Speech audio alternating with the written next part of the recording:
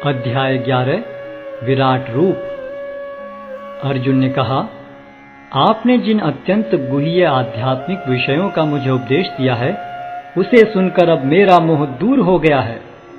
हे कमल नयन, मैंने आपसे प्रत्येक जीव की उत्पत्ति तथा लय के विषय में विस्तार से सुना है और आपकी अक्षय महिमा का अनुभव किया है।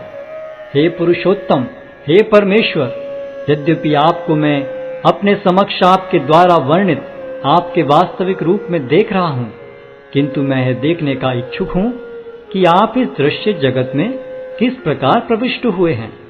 मैं आपके उसी रूप का दर्शन करना चाहता हूँ। हे प्रभु, हे योगेश्वर, यदि आप सोचते हैं कि मैं आपके विश्व रूप को देखने में समर्थ हो सकता हूँ, तो कृपा करके मुझे अपना असीम विश्व रूप दिखलाइए। भगवान ने कहा, हे अर्जुन, हे पार्थ, अब तुम मेरे ऐश्वर्य को सैकड़ों हजारों प्रकार के दैवी तथा विविध रंगों वाले रूपों को देखो। हे भारत, लो, तुम आदित्यों, वसुओं, रुद्रों, अश्विनी कुमारों तथा अन्य देवताओं के विभिन्न रूपों को यहाँ देखो। तुम ऐसे अनेक आश्चर्यमय रूपों को देखो जिन्हें पहले किसी ने न तो कभी देखा है न सुना है।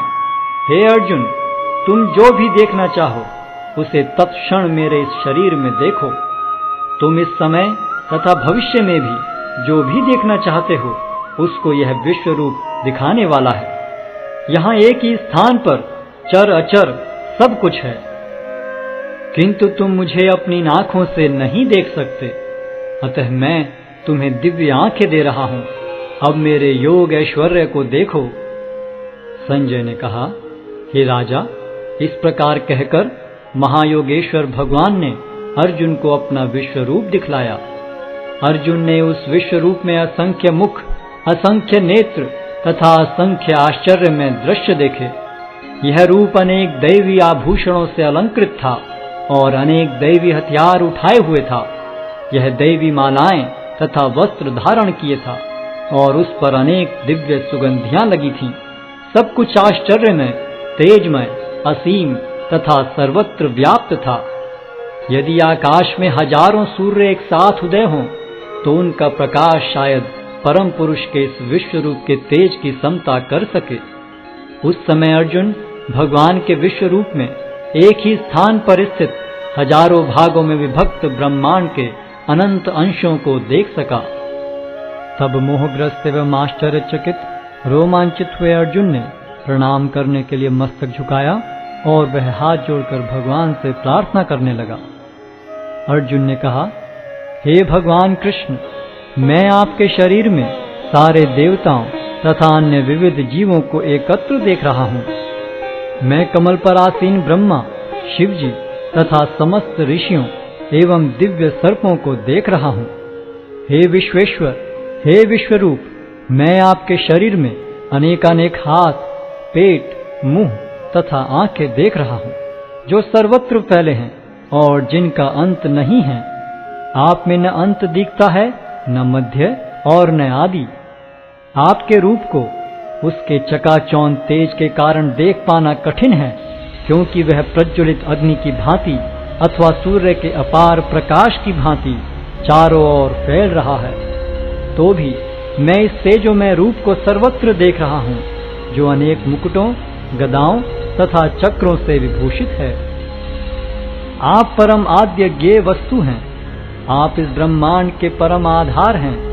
आप अव्यय तथा पुराण पुरुष हैं। आप सनातन धर्म के पालक भगवान हैं। यही मेरा मत है। आप आदि, मध्य तथा अंत से रहित हैं। आपका यश अनंत है।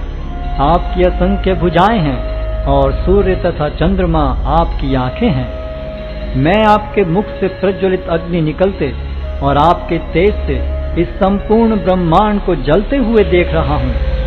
यद्यपि आप एक हैं, किंतु आप आकाश तथा सारे लोकों एवं उनके बीच के समस्त अवकाश में व्याप्त हैं। हे महापुरुष, आपके इस अद्भुत तथा भयानक रूप को देखकर सारे लोग भयभीत हैं। देवों का सारा समूह आपकी शरण ले रहा है और आप में प्रवेश कर रहा है। उनमें से कुछ अत्यंत भयभीत होकर हाथ जोड़े आपकी प्रार्थना कर रहे हैं। महर्षियों तथा सिद्धों के समूह कल्याण हो कहकर वैदिक स्तोत्रों का पाठ करते हुए आपकी स्तुति कर रहे हैं। शिव के विविध रूप आदित्यगण, वसु, साध्य, विश्वदेव, दोनों अश्विनी कुमार, मरुदगण, पितृगण, गंधर्व, यक्ष, असुर तथा सिद्धदेव सभी आपको आश्चर्यपूर्वक देख रहे हैं। हे महाबाहु, आपके इस अनेक मुख, नेत्र, बाहु, जंघा, पांव, पेट तथा भयानक दांतों वाले विराट रूप को देखकर देवतागण सहित सभी लोग अत्यंत विचलित हैं और उन्हीं की तरह मैं भी हूँ। हे सर्वव्यापी विष्णु, नाना ज्योतिर्मय रंगों से युक्त आपको आकाश का स्पर्श करते मुख फैलाए तथा बड़ी बड़ी चमकती आंखें निकाले देखकर भय से मेरा मन विचलित है। मैं न तो धैर्य धारण कर पा रहा हूँ, न मानसिक संतुलन ही पा रहा हूँ। हे देवेश, हे जगन्निवास, आप मुझ पर प्रसन्न हो। मैं इस प्रकार से आपके प्रलयाग्नि स्वरूप मुखों को तथा विकराल दांतों को देखकर अपना संतुलन नहीं रख पा रहा। मैं सब ओर से मोहग्रस्त हो रहा हूँ। धृतराष्ट्र के सारे पुत्र अपने समस्त सहायक राजाओं सहित तथा भीष्म, द्रोण, कर्ण एवं हमारे प्रमुख योद्धा भी आपके विकराल मुख में प्रवेश कर रहे हैं। उनमें से कुछ के शिरों को तो मैं आपके दांतों के बीच चूर्णित हुआ देख रहा हूँ। जिस प्रकार नदियों की अनेक तरंगें समुद्र में प्रवेश करती हैं, उसी प्रकार ये समस्त महान योद्धा भी आपके प्रज्वलित मुखों में प्रवेश कर रहे हैं। मैं समस्त लोगों को पूर्ण वेग से आपके मुख में उसी प्रकार प्रविष्ट होते देख रहा हूँ, जिस प्रकार पतंगे अपने विनाश के लिए प्रज्वलित अग्नि में कूद पड़ते हैं। हे विष्णु, मैं देखता हूँ कि आप अपने प्रज्वलित मुखों से सभी दिशाओं के लोगों को निगले जा रहे हैं। आप सारे ब्रह्मांड को अपने तेज से आपूरित करके अपनी विकराल झुलसाती किरणों सहित प्रकट हो रहे हैं। हे देवेश, कृपा करके मुझे बतलाइए कि इतने उग्र रूप में आप कौन हैं। मैं आपको नमस्कार करता हूँ, कृपा करके मुझ पर प्रसन्न हो। आप आदि भगवान हैं।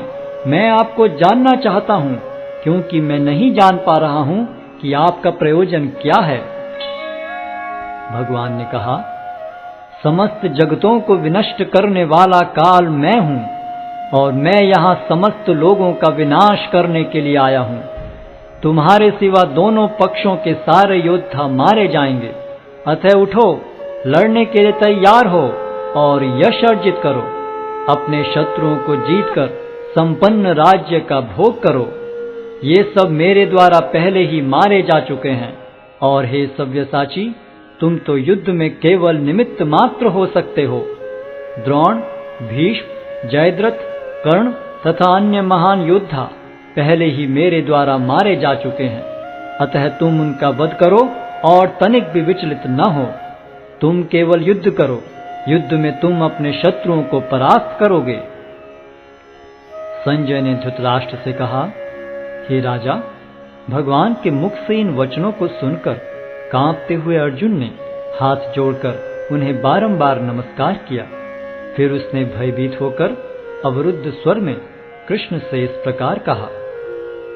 अर्जुन ने कहा, हे ऋषिकेश, आपके नाम के श्रवण से संसार हर्षित होता है और सभी लोग आपके प्रति अनुरक्त होते हैं।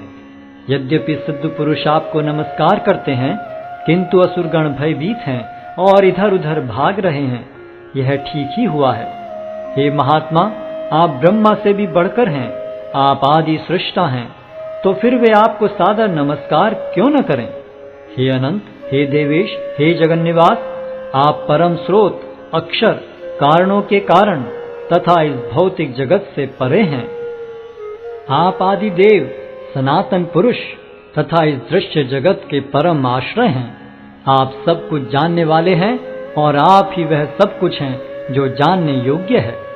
आप भौतिक गुणों से परे परम आश्रय हैं। हे अनंत रूप, यह संपूर्ण दृश्य जगत आपसे व्याप्त है। आप वायु हैं तथा परम नियंता भी हैं। आप अग्नि हैं, जल हैं तथा चंद्रमा हैं। आप आदि जीव ब्रह्मा हैं और आप प्रपितामह हैं। अतः आपको 1000 बार नमस्कार है और पुनः पुनः नमस्कार है। आपको आगे पीछे तथा चारों ओर से नमस्कार है। हे असीम शक्ति, आप अनंत पराक्रम के स्वामी हैं। आप सर्वव्यापी हैं, अतः आप सब कुछ हैं।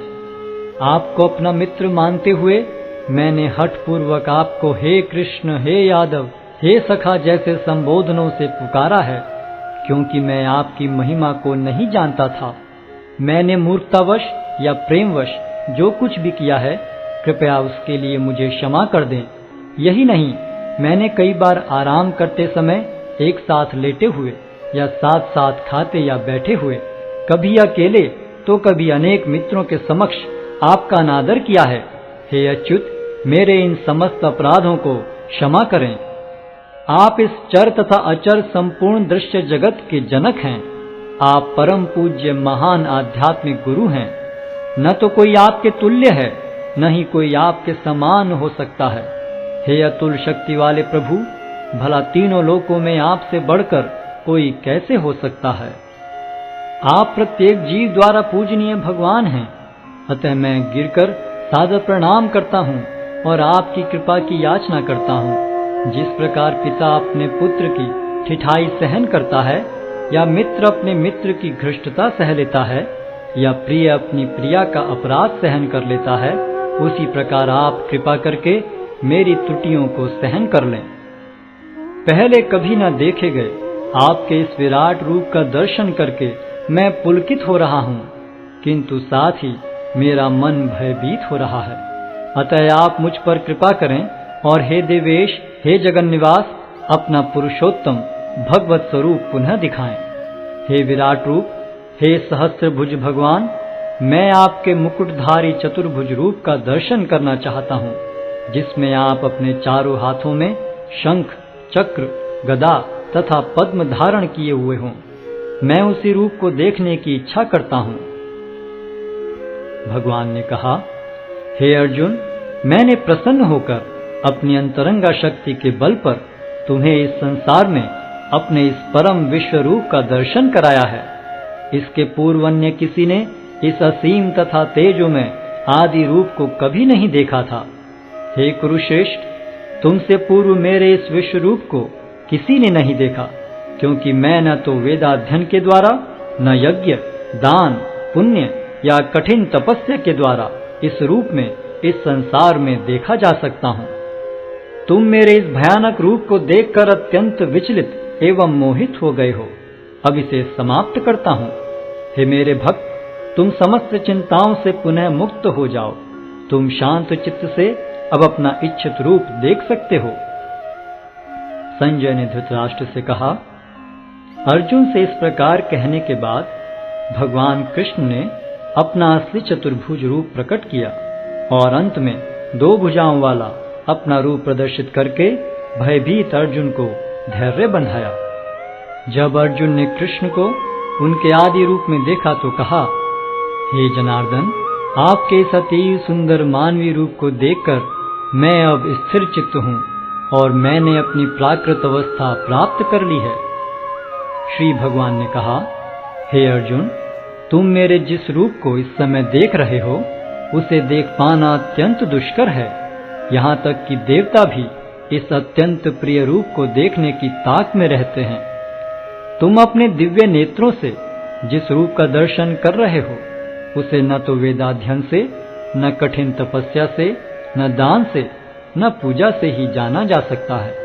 कोई इन साधनों के द्वारा मुझे मेरे रूप में नहीं देख सकता।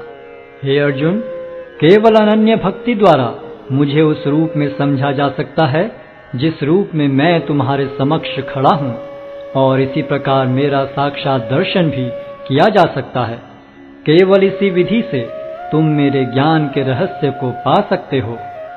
हे अर्जुन, जो व्यक्ति सकाम कर्मों तथा मनोधर्म के कलमश से मुक्त होकर मेरी शुद्ध भक्ति में तत्पर रहता है, जो मेरे लिए ही कर्म करता है, जो मुझे ही जीवन लक्ष्य समझता है और जो प्रत्येक जीव से मैत्री भाव रखता है, वह निश्चय ही मुझे प्राप्त करता है।